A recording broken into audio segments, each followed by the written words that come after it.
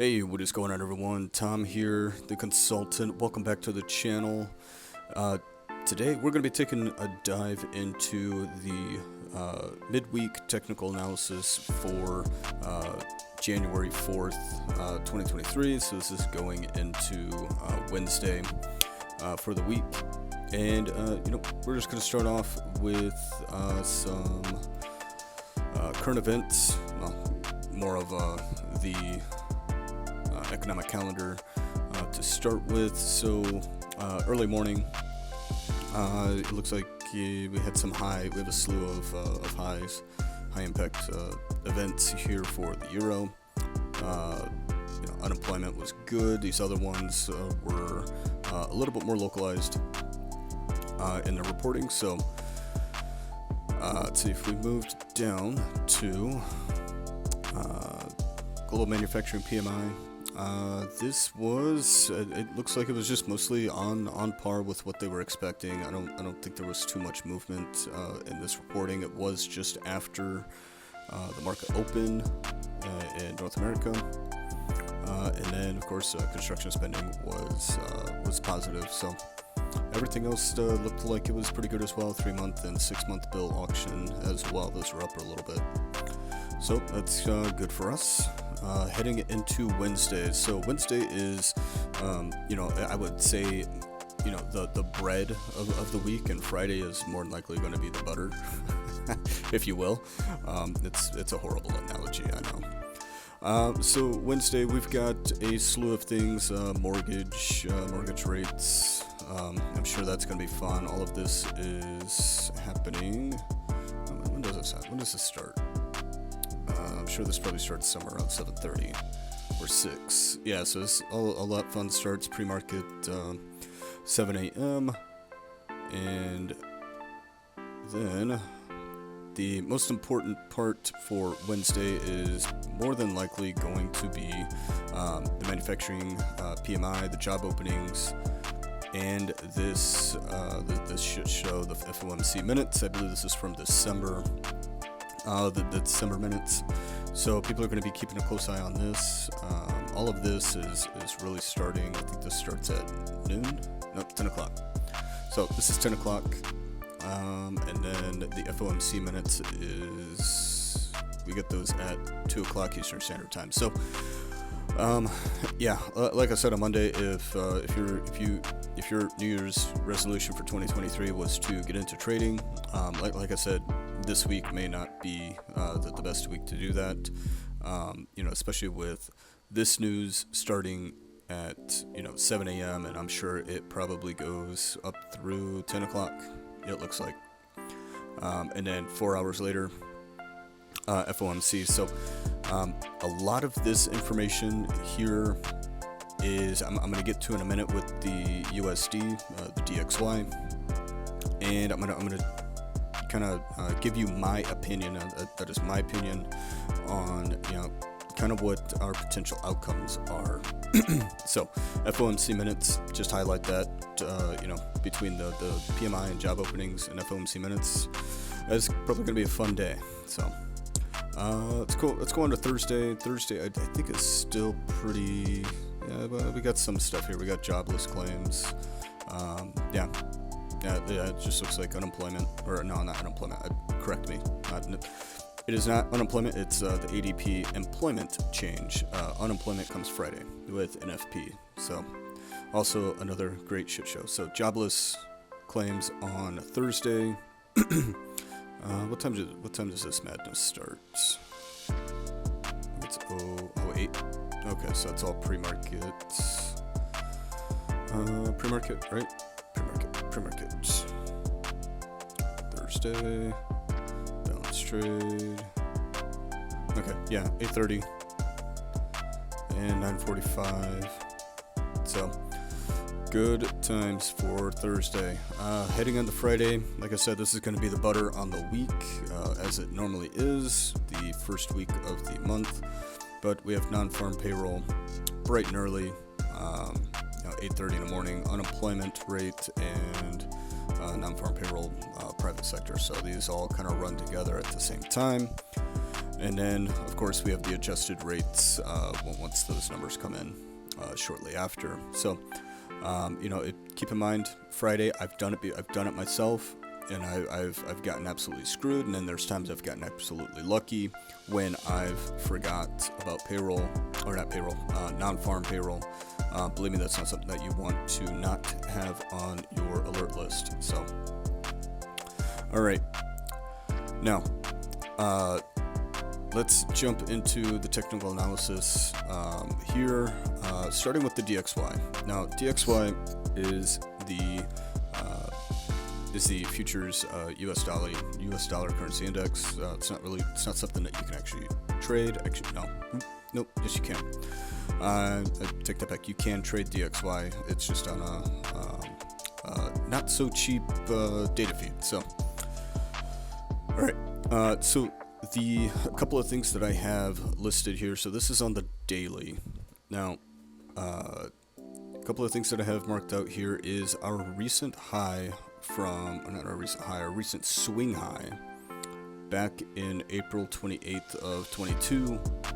The last time we had reached this point was May of 2002. So mid-May of 2002 was the last time we were at this high. Now, this red line up here, as you can see, is the high from July 6th, 2001. Now, I put these up there because, I mean, geez, it's like, 20 years ago that we're seeing this rate of inflation. So, a couple of things that I see going on here. So, depending on good, bad data will determine whether or not we bounce off of this, what I'm calling support, which I mean, I wouldn't say it's too much support, but it's starting to look like a pretty decent support here. But this dates back to end of March, mid-March of 2020. So, and then, of course, we've got the little COVID amazingness going on here that drug us all the way back down to 2018, towards 2018. So, I'm hoping it's, I don't know. It's just it's looking like support. Depending on the data that we get for, I think this week will actually set, what direction we're gonna go. So, bad data may send us up, may send us down. Who knows these days? But yeah, keep an eye on the data.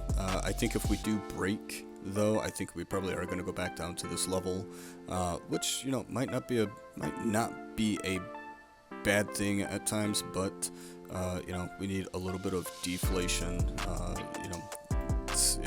Shit's just expensive. The sad thing is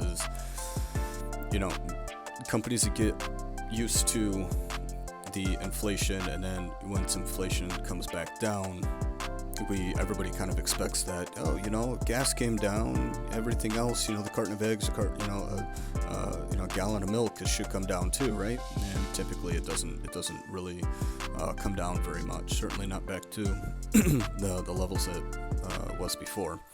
So, if we continue higher, I think we may, our first point of resistance is going to be this high from mid-May 2002. And then, of course, we're going to have that higher resistance from 2001. So, we've got some definite possibilities here.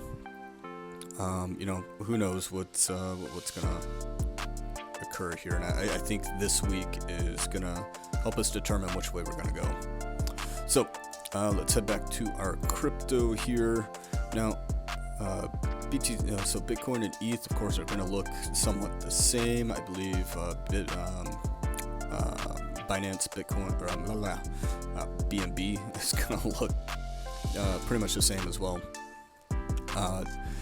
Pretty much sideways through mid-December to the present. We did have a nice pop in after hours.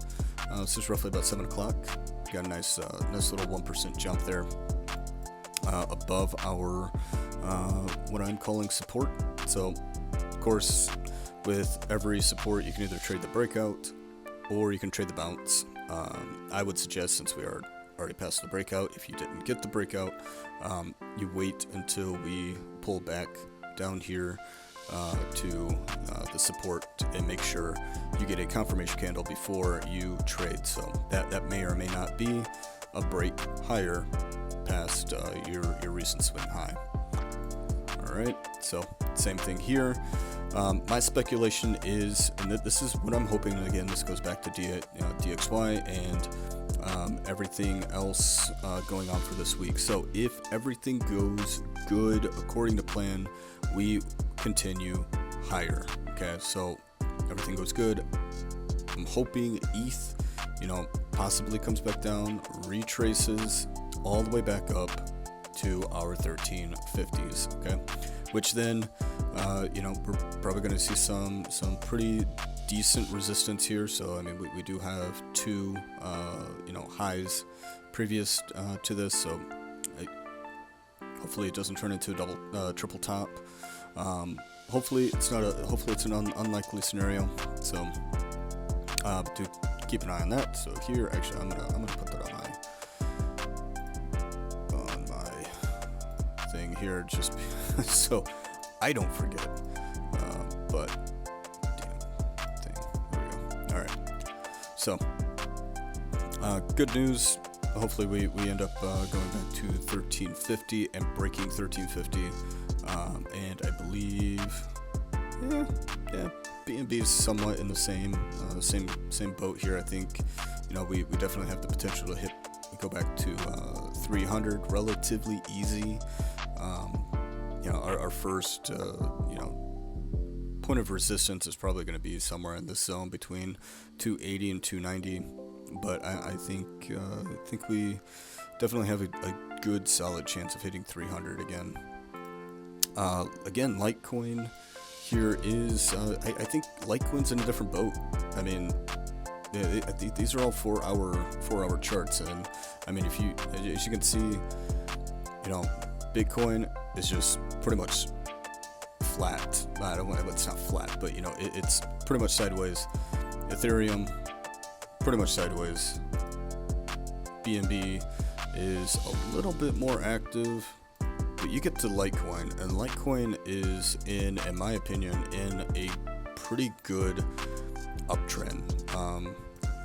I think 76 is still probably a really good level to get into. I plan on grabbing some more back around this level. I think we might pull back a little bit. I think there definitely is a pullback coming after these big jumps here like this. So certainly don't fall into FOMO thinking you have to buy the top. So let's see, Phantom is, again, I think Phantom's in the same boat as BTC, ETH, and BNB. We've been range bound pretty bad for the past 2 months. So but pretty much every crypto asset, every altcoin at this point pretty much looks like this.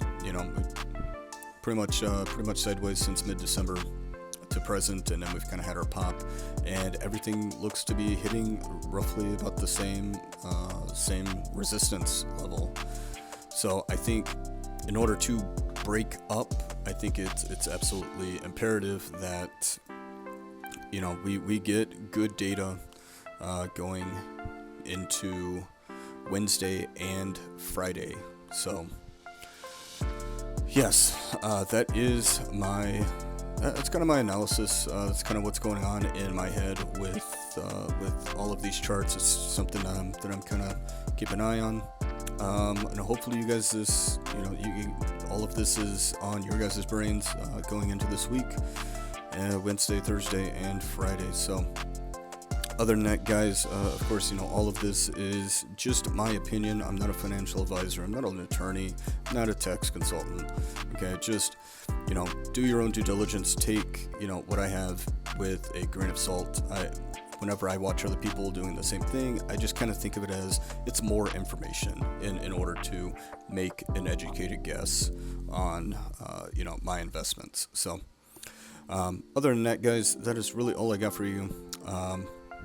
If you guys are interested in any of the tools that I use on a daily basis, such as Jigsaw or Quantower, TopStep, see the links in the description below. There's some discounts down there, some other stuff down there as well. Check those out, and other than that, I will see you guys in the next one. Later.